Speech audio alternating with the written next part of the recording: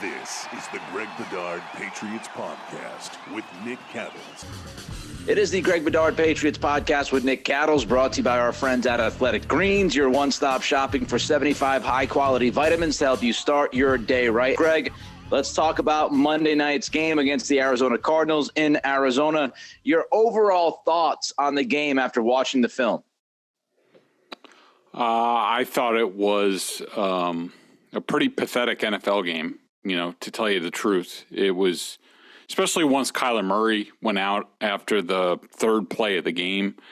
It just kind of felt like almost like a preseason game between the Cardinals and the Patriots. I mean, I just, at the end of the day, I think, if Murray plays in the game and the Patriots defense does a good job and they get out of there with a victory, even though that's what we all were expecting, even if Murray played in the game, that would have been something that you could take out of this game. I just don't know.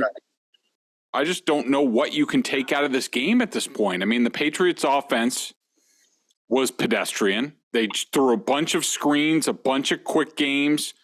The couple plays that they threw down the field were basically blown coverages, bad defense by the Cardinals. The Patriots go ahead, get the game-winning score when DeAndre Hopkins just drops the ball and Raekwon McMillan picks it up and goes in for a touchdown. The Patriots got most of their pressure after that point as far as the defense. Yeah, Josh Uche did a nice job, and so did Matthew Judon. But I just had a hard time, thinking of very much to take away from this game other than a couple things. The Patriots rookies, the guys the younger guys who got a shot in this game due to injuries, they did a nice job. They know how to handle themselves against a bad football team.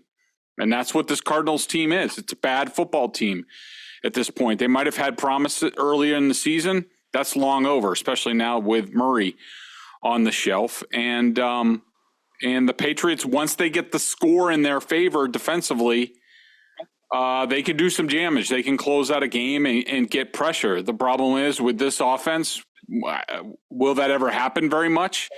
I don't know. So, look, I hate to be Debbie Downer, but, it was one of those games where you watch it on your film and you're just like, it was almost as bad as watching it live, which you all did, where we're just like, oh, my God, do I really have to watch this? But, that's where they are at this point.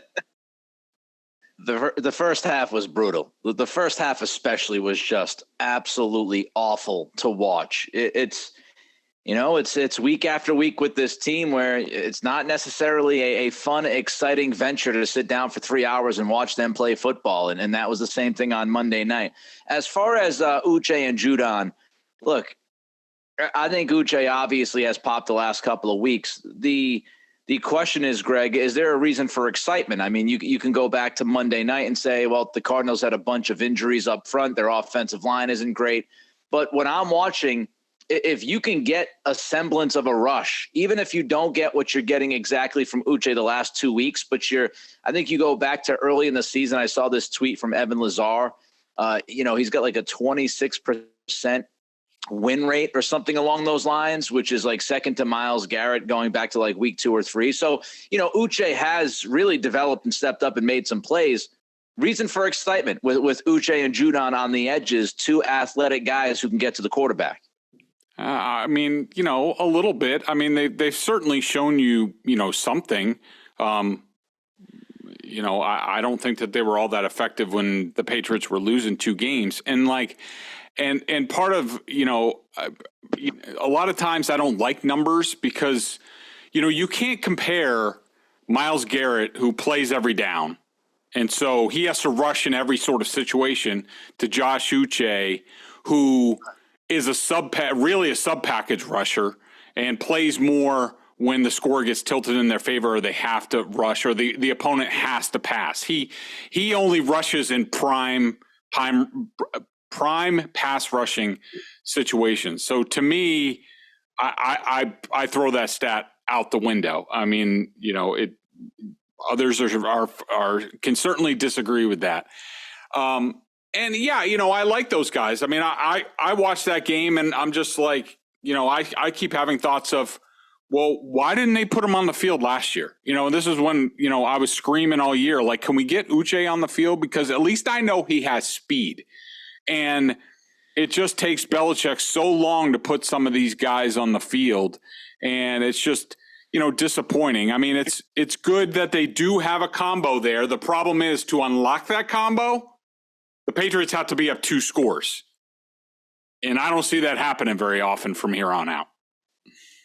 Fair enough. I would say, first of all, I don't think Evan was trying to compare Myles Garrett to Uche. No, I'm sure he wasn't. Statistics that, yeah, the effectiveness of Uche, but I would say at least he's making more of his opportunity, and at least when he is out there, it is an immediate impact, which is nice to see. It is a positive amongst the season that hasn't had, a ton of positives. The fact that when he's out there and they give him the opportunity to make a difference, he's doing it consistently now. So I know Judon said a lot of nice things about Uche in the post game, calling him the best pass rusher on the team. I think Judon's being a good teammate there, but it is nice to see, at least when he is out there and they give him the chance to make a play, he's making plays more often than he has in the past, which is improvement. Let's jump to the offensive side. I saw your tweet on Monday night about Matt Patricia's screen playbook or whatever with the giant book and the guys flipping through the pages. There was a lot of talk, Greg, on Monday about Matty P's screen game. And, during the Josh McDaniels years, I always wanted them to throw a couple of more screens. But Matt Patricia literally threw, I think, the most screens that we've seen in a football game. There was some kind of stat they showed during Monday Night Football saying they threw 11 screens at that point. They might have thrown more after that play, in that it was like one of the highest screen games in the NFL or the most screens called in a game this year. Your thoughts about the offensive approach on Monday night and what Matt Patricia called? I'm trying to choose my words carefully. I thought it was one of the most pathetic displays of NFL offense that I've ever seen in terms of what they did. I don't care really about the end result. I mean, look, if this was, and I've seen the Patriots have approaches like this against some sort of dominating front where they say, we're not even going to try to run the ball because they're so good inside. We're just going to spread. We're going to throw quick. Like, okay, yeah, I get it. I see that. If this was the 49ers on the other team, I could see the Patriots taking that approach and I would be on board. I get it. I understand. You're worried about, Bosa and Armstead and all these guys. I get it. The freaking Arizona Cardinals, like that defense is a clown show. It's terrible. Like they came in DVOA, one of the worst in the league, the worst defense in terms of scoring, the worst red zone defense in the league. And you got to play scared like that? I mean, seriously, Nick, it was like, this is, if you go out to a high school field on Friday night and you see for instance, I live in Medway, Tri-Valley League, go Tri-Valley League. If I go to Medway Stadium and I see Medway, which is usually, they struggle a little bit in football, near the bottom of the TVL, and they're going against, say, Holliston, who, competes for a Super Bowl every year.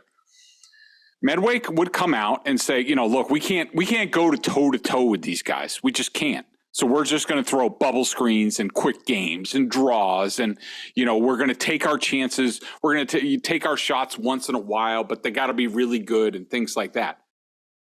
That's basically what the Patriots did against the Arizona freaking Cardinals. And I can tell you, I am in, and I don't even see all the tweets on my timeline, but I put out, a tweet today. And my tweet said, not sure I've seen an NFL offense so scared, timid as the Patriots on Monday night. They approached it like an overmatched high school team. You could understand it against, say, the 49ers, but the Cardinals, what is going on? And I got to tell you, the excuse making is just over the top. I mean, oh, well, their offensive line isn't very good. They have injuries. They lost their running backs.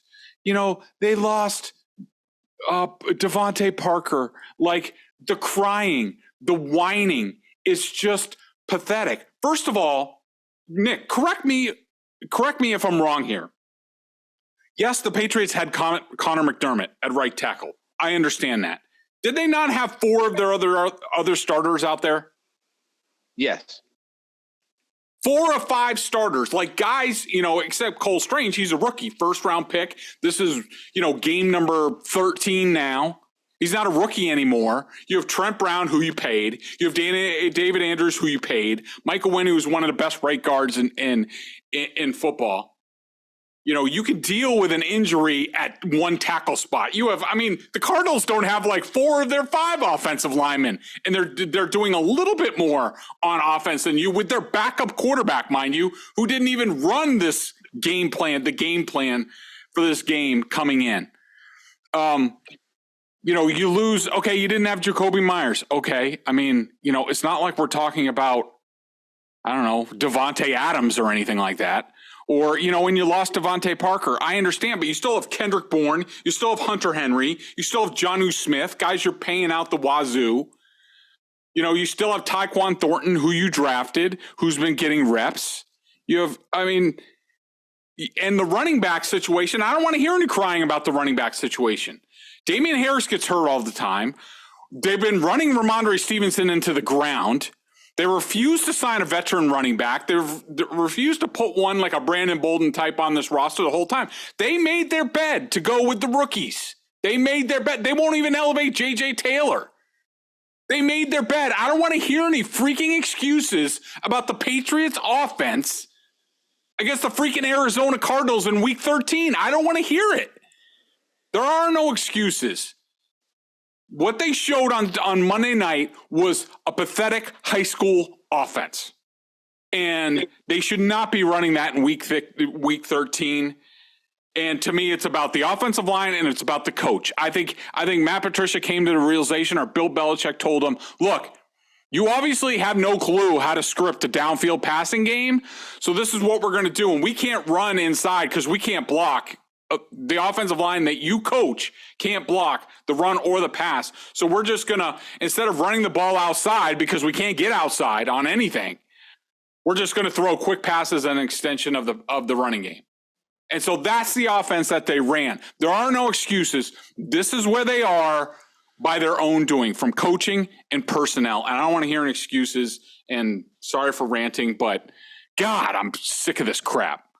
Well, it's your job today to rant. I ranted last week on both episodes, so it's okay if you vent a little bit. Look, I'm going to try to thread the needle here, and it's a very difficult to thread.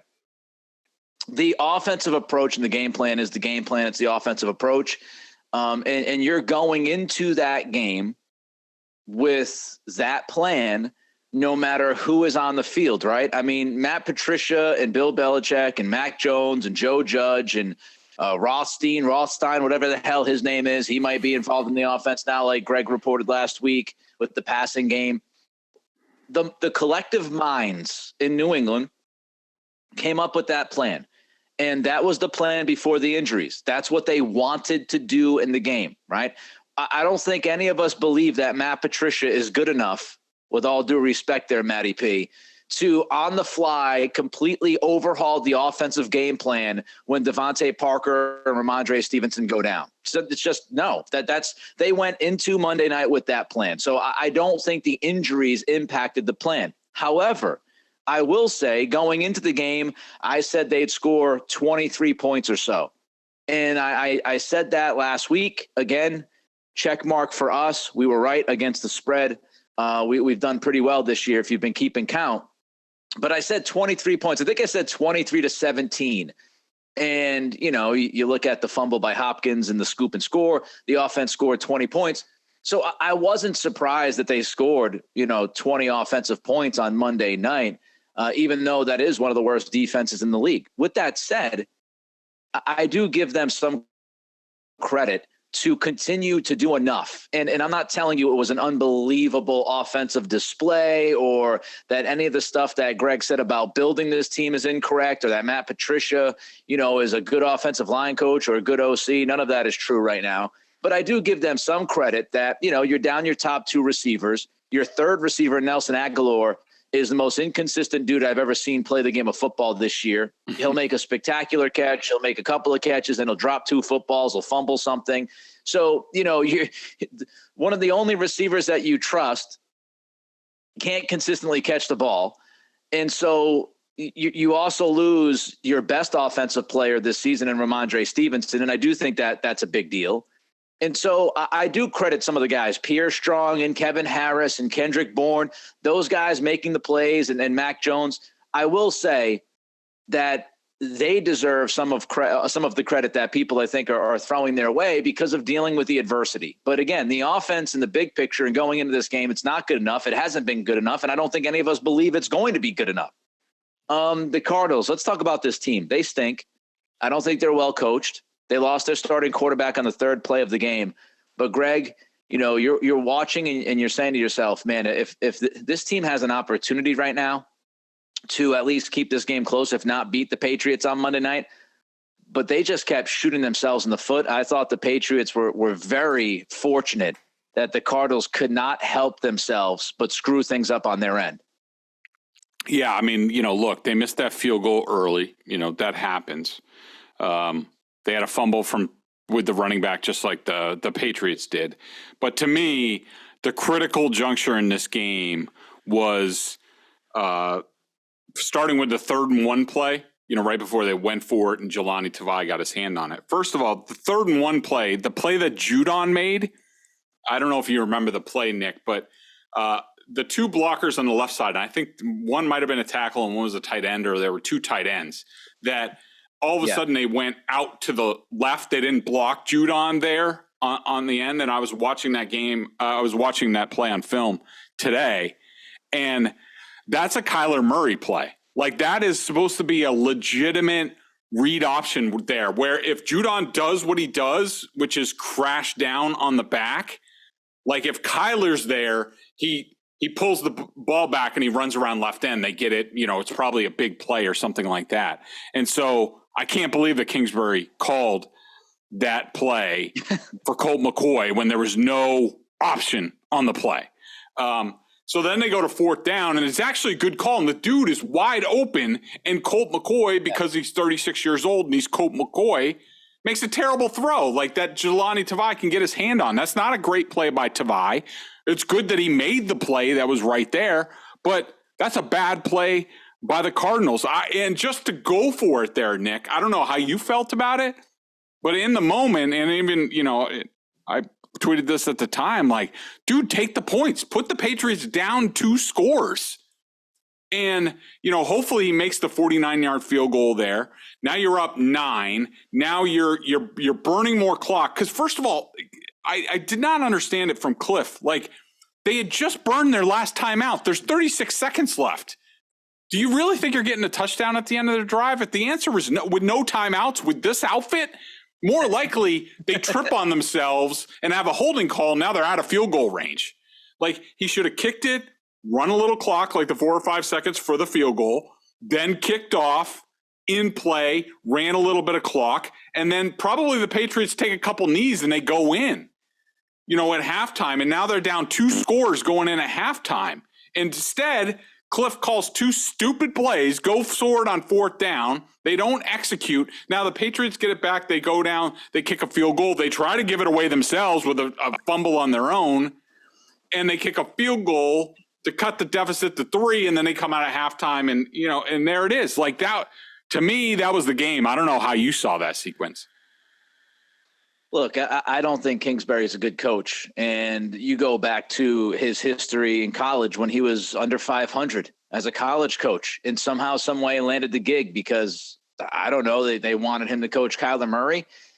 And I think he just screams coach who doesn't necessarily read the room or understand the situation. They go for it a lot on 4th down in the other team's territory, which, look, depending on the situation, fine. But you don't have your starting quarterback.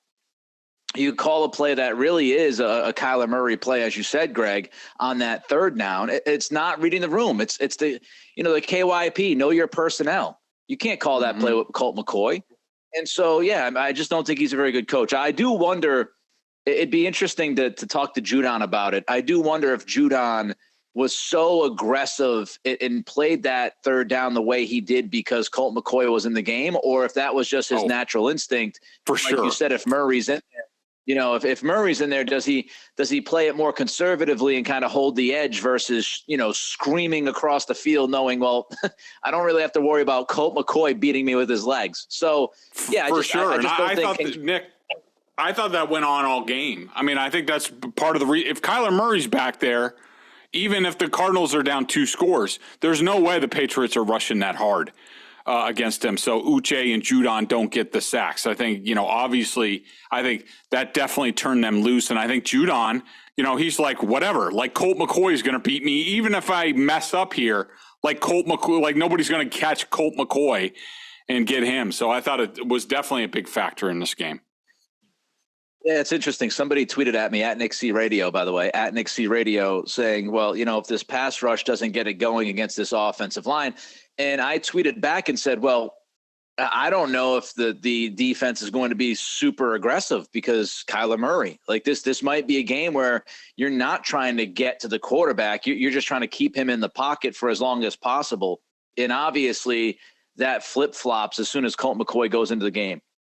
My overall thoughts before we get to Athletic Greens and then talk about this defense, my overall thoughts walking out of Monday night were like, hey, look, it's always important to win a football game. That's the point. You're trying to win games. I think it's even more important to win a football game when you're on the road and you do face some adversity with some of the injuries they had to deal with. But ultimately, I was texting with a friend yesterday. This team is a meh team. It's a meh team in a meh league. That's what it is. Troy Aikman said it on Monday night. Brady said it like week 2, week 3 when they asked him about parity or whatever the hell. And he said, honestly, what I see is just a lot of bad football.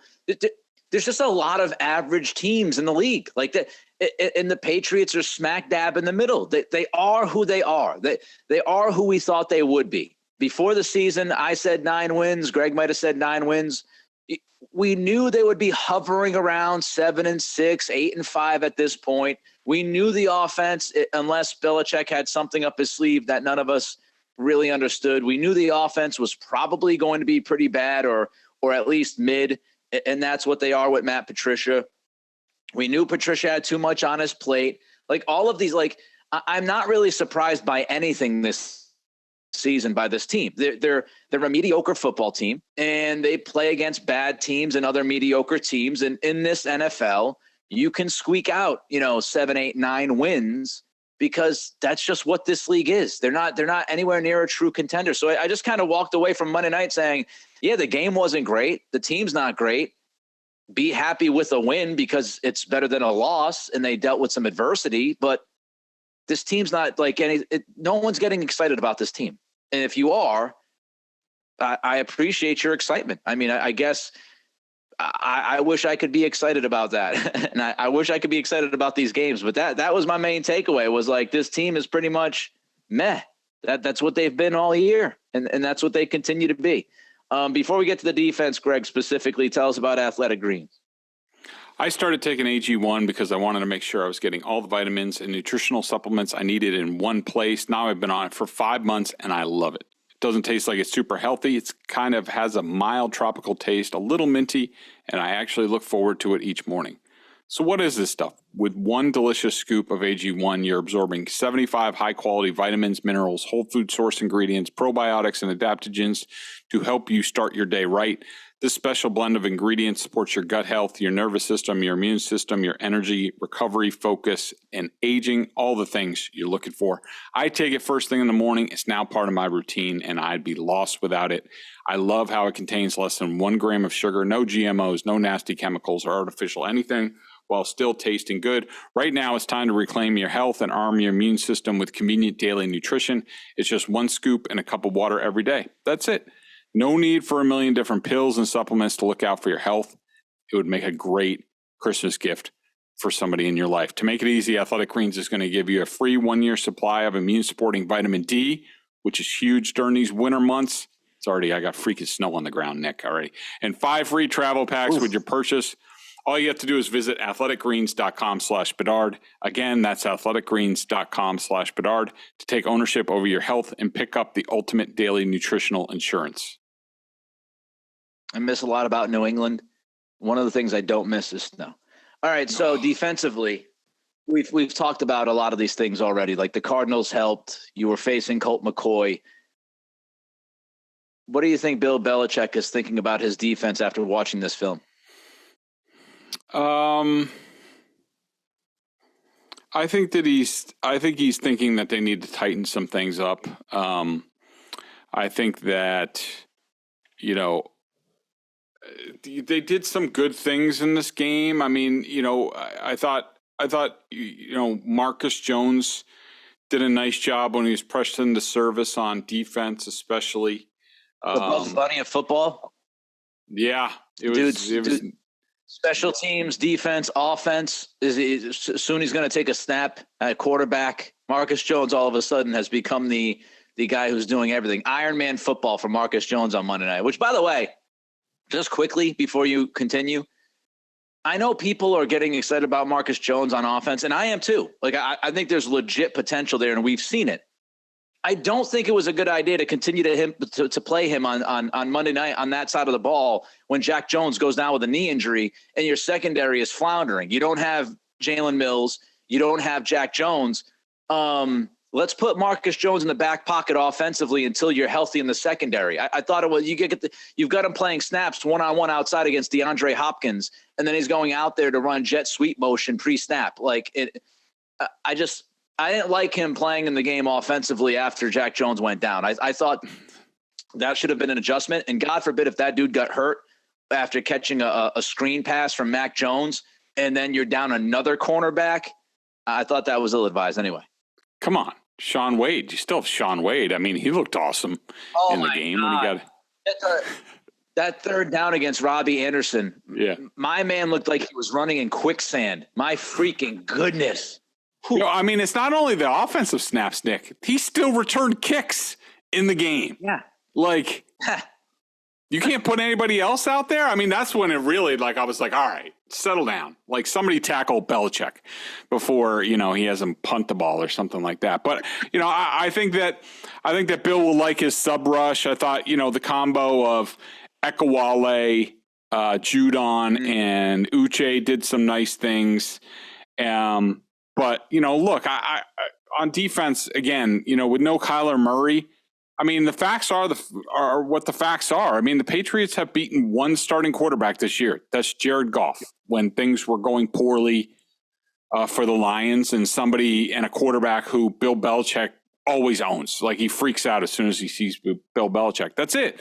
Other than that, all the guys are backups. And, some of it's not fair. I understand. But that's just sort of where they are. And why I was sort of bummed. I mean, if the Patriots won that game and Kyler Murray played and they held him down, they did a nice job. You would have been like, okay, all right, well, that's something. All right. But I don't know. I really couldn't take anything. I mean, Colt McCoy is very limited. I heard your old buddy, Adam Jones talking about how Colt McCoy and Mac Jones are the same person, reading off their stats. I mean, obviously it's Jones being Jones, but, Colt McCoy is just his arm isn't even close to what Mac Jones's is.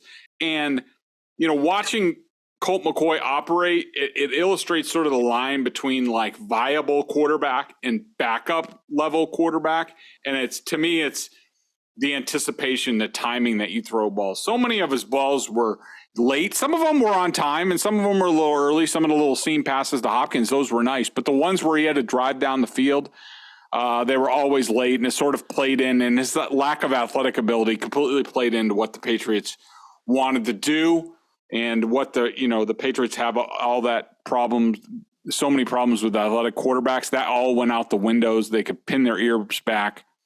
It was advantage Patriots at that point. Yeah, I think you look at the first 2.5 quarters or so. That's how I split the game up.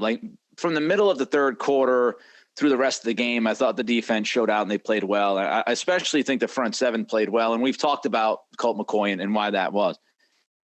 But really the first 2.5 quarters, I was disappointed in the defensive line. They weren't getting a lot of pass rush at all on McCoy. And really the most troubling thing to me against mostly backups up front in a very traditional kind of power run game with James Conner, the Patriots did not play against the run well.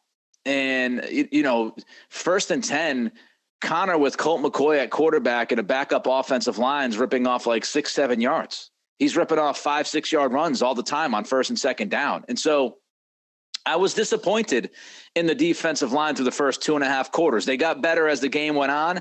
And as Greg has mentioned, at least a good portion of that is because of the score and the situation. And they knew that McCoy would have to throw the football, and it makes it a little bit easier. But I was disappointed in their inability to cause chaos up front through the first 2.5 quarters of this game. That was a disappointment to me. The secondary wasn't good. Of course, you also were down 2 of your top 3 corners. So, and you've got Devin McCourty, and we all love Devin. We all love Devin, but when you get trucked by Colt McCoy, you might not want to show your face for a couple of days. That was a rough one, Devin. Getting trucked by Colt. That was a rough one. And hopefully he's healthy, because the shoulder could be an issue. And the level of competition the defense is beating, you mentioned it, Greg, it's fair. I do not put it all on, the wins and losses, though, on the defense. Let's be honest. If the offense was better, I think the defense would be better. The defense has had a tough hand. You don't have an offense going on long drives. You don't have the time of possession game. So I do think they've been up against it a little bit, because as you wrote last week and Phil Perry and others, in the locker room, there was some tension. In the locker room, there was frustration about the offense. And some of that frustration was coming from defensive players, because they're like, what the hell? Like, we're trying to play our ass off, and this offense can't move the damn ball. They can't score in the red zone. So I do think we got to talk a little bit about that as well. All right, before we get to the member question of the day, quick version of the 3 up, 3 down, Greg. So I'm going to go with the 2 edge rushers, Uche and Judon, as my number 1 and 2. I'm also going to put Marcus Jones in there, and I do want to give a shout out to Mac Jones as well. I thought Mac played well in this game. When given the opportunity and given protection, I thought he tightened up his mechanics from what we saw at the end of the Bills game. For the most part, it was better. He sailed that one pass to Aguilar. Other than that, I thought he was dead on target in this game. To me, that means he took the layoff a little bit, either worked on it himself, maybe went to see Tom House, because I thought it was better. I thought he had some heat on some passes. Things would have looked a lot better if Nelson Aguilar wasn't dropping balls. And I even had Stevenson and Jonnu Smith for drops in this game. But given what he was given in this game, I thought Mac Jones was really good. And to me, I guess I should have mentioned that was something that I took away. Like, okay, now can they block anything and actually call a cohesive offense for Mac Jones to lead a real NFL offense going forward? That remains to be seen. Yeah, the touchdown drive I thought was fun. He took what was there. He didn't try to do too much. I also thought, for the most part, not every single snap, not every single drop back, but I thought for the most part, he was decisive in this game. There wasn't as much hesitancy. There wasn't as much, double pumping or kind of looking around. He was pretty decisive. And Dan Orlovsky did a really good job of breaking down the Hunter Henry play down the seam when he shows Mac Jones, and, he tweeted out, Mac can play. And during that play to Henry down the seam, Orlovsky showed that first, Mac kind of looked to his left to draw the safety a yard or two to his left. And then he went to his right, and he opened up to his right to make the coverage believe like he was going to throw it, that side of the field. And then he kind of quickly flipped over to Henry and nailed him. So, look, Henry was wide open. Was that the one in the left or the right seam? The left one that Budda Baker almost got there in time? The right side. Okay, yeah, that play was tremendous. I mean, he was wide open, but hit him perfectly in stride, looked off the safety. Like, that was really nice. The other one, he looked off the safety a little bit, but, man, he was lucky. He didn't throw it with very much heat, and kind of threw it flat-footed, and he got away with it, but that was dicey. That was a dangerous one. But Orlovsky's point on the seam down the right side was that, yeah, he was wide open, but Mac helped him get that wide open with some eye manipulation and, kind of throwing his body open to the right side to open up that too as well. So if you go find Orlovsky's tweet about it, he's got like a minute 10 video on it. And I thought Mac was good. 3 down. Let's see. Connor McDermott. Just not. Yep. They couldn't find anybody better. Again, personnel choices. You couldn't draft a tackle. The Raiders, who we'll see this week, have a guy named Munford, who they drafted in like the 6th or 7th round, and he's a borderline starter for them. And I think the Patriots wanted him, but I'm not exactly sure of that. Sean Wade, not good in this game, and I'm going to leave the low-hanging fruit of Trent Brown, and I'm going to go with Kyle Duggar. Kyle Duggar missed some tackles in this game. I don't really think he stood out at all. I don't remember very many plays that he made in this game. So I thought this was not a good performance from Duggar. Before I give you 1 or 2 other names on the down list, I did forget. I think it's fair to mention Pierre Strong and Kevin Harris, who have not played at all this year for the most part, put into a very difficult position on the road, ready to play. Pierre had that big time 44-yard run. Kevin Harris had that nice drive with finished with his touchdown. So props to the 2 rookie running backs who showed up on Monday and were ready to play and came up with some pretty big gains when the offense absolutely needed it. Nelson Aguilar has to be on the down list. And Jonnu Smith is, again, MIA. And I don't know, man. I've lost all hope for Jonnu Smith to be any kind of impact to this offense. And I don't think it's all on him. Again, it's up to the coaching staff to understand what a player's strengths and weaknesses are and to put that player in a position to succeed as much as that player can. And I still think there's at least a handful of times a game you can get the football to Jonnu Smith and let his athleticism take over. But they just don't do it. So it is what it is. I think you're wrong. I think this is 2 different coaching staffs. He's not good. I mean, you basically have to hand him the ball, and even that doesn't work because we saw him fumble on his way into the end zone doing that. But we've seen what I would say is we've seen him make at least a few plays, and he made plays in Tennessee. Like, it's not like he was a complete zero in Tennessee. Tennessee figured out a way how to utilize him. I'm not telling you he's very good. They obviously overpaid him. They obviously would love to go back in time and not give him that deal. But you can't tell me that you go games with this guy. You go weeks with this guy catching like 2 passes. Like, that's to me inexcusable. I'm not saying he's going to catch 6 or 7 balls a game, but I mean, you got to figure out what he does. Look at his Tennessee tape and say, okay, what can we do to kind of get him going and get him a couple of touches here and there? Like, get something out of the guy. But yeah, again, he's not anything to write home about. And by the way, before we get into this, I just want to say, if you're looking for a gift, if you want to support the pod, if you want to support BSJ, best thing to do, go over to BSJ.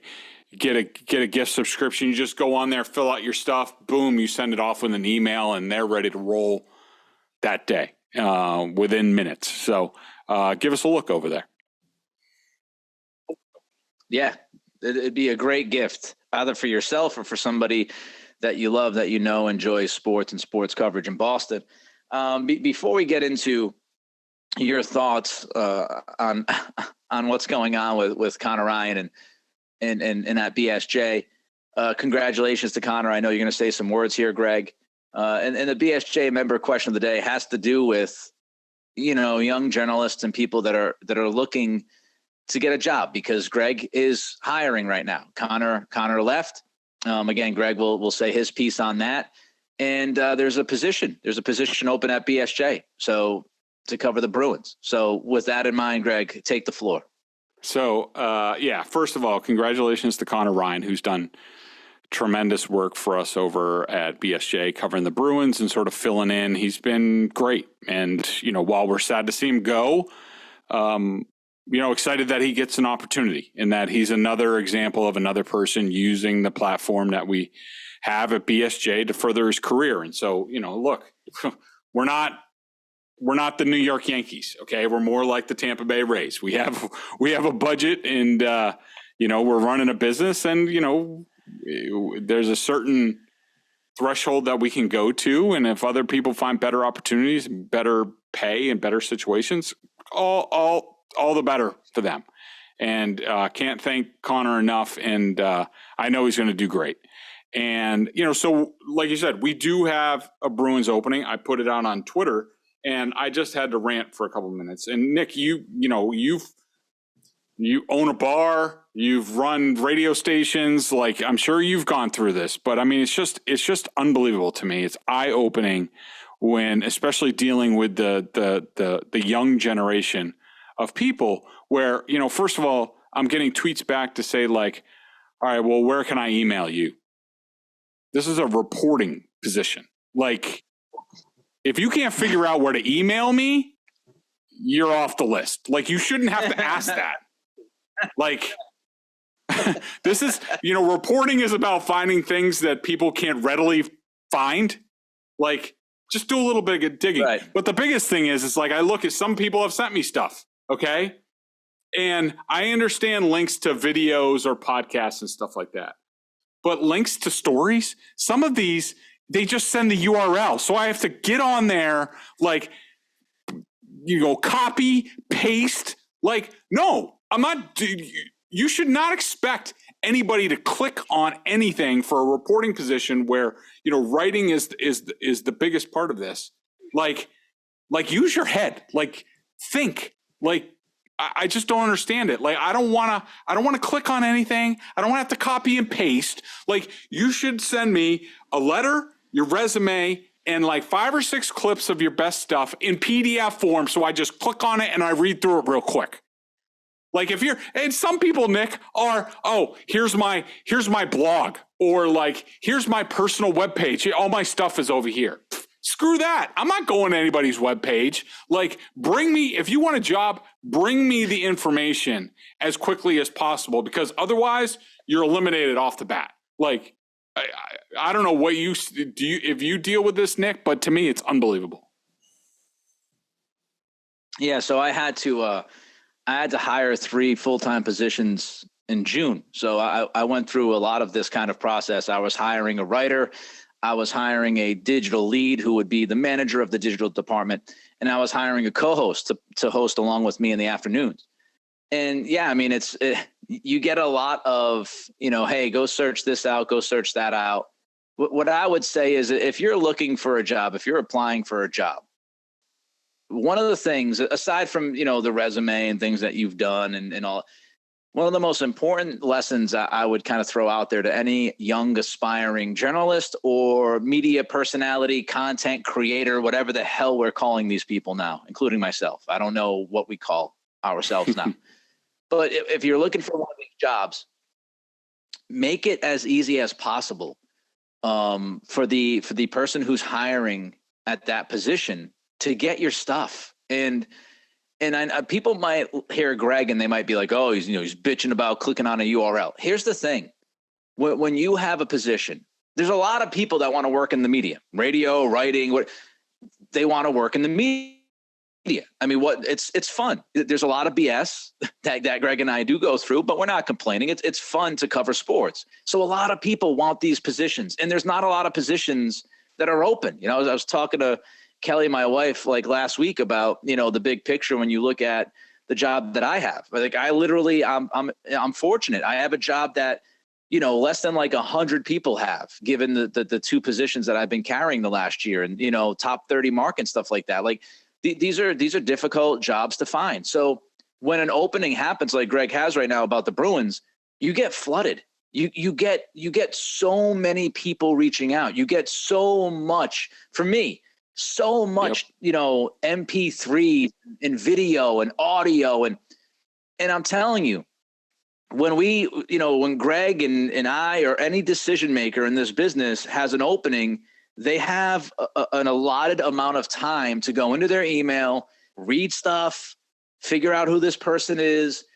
And if you've got 30 emails, if you've got 40 emails, whatever the number is, even if you have 10 emails and you have earmarked like a half hour to go through some of those, every extra step that you ask the hiring manager to do is going to be a shot at you, even if you didn't mean it, because it's like you're literally trying to get to the information as fast as possible. So you're going to skip through. If there's 3 or 4 steps to get to your stuff, I'm going to get to the next email because that person just had their MP3 in there and I can click it and listen to the segment versus, oh, this is the website. And then you can go to the podcast page. And that's what I would say. Well, one bit of advice for anybody trying to get into the media, sports media field, make it as easy as possible for the people who are hiring, because it's a long process.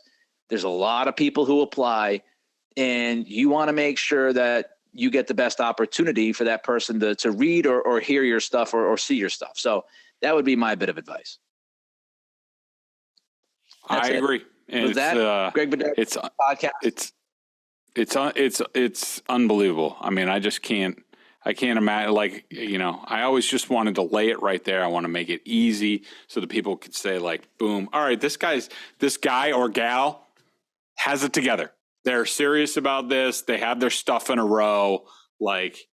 Otherwise it's too easy just to shove you aside. Be like, nope, I'm not I only have a finite amount of time. If you're going to waste my time, it's not a good sign. He's Greg Bedard. I'm Nick Cattles. Greg Bedard Patriots Podcast with Nick Cattles, brought to you by Athletic Greens. We're back. We're gonna actually record our next pod in 24 hours. So we're gonna be right back, and you guys will get the McDaniels reunion preview coming up. Raiders, Patriots. Until then, be well.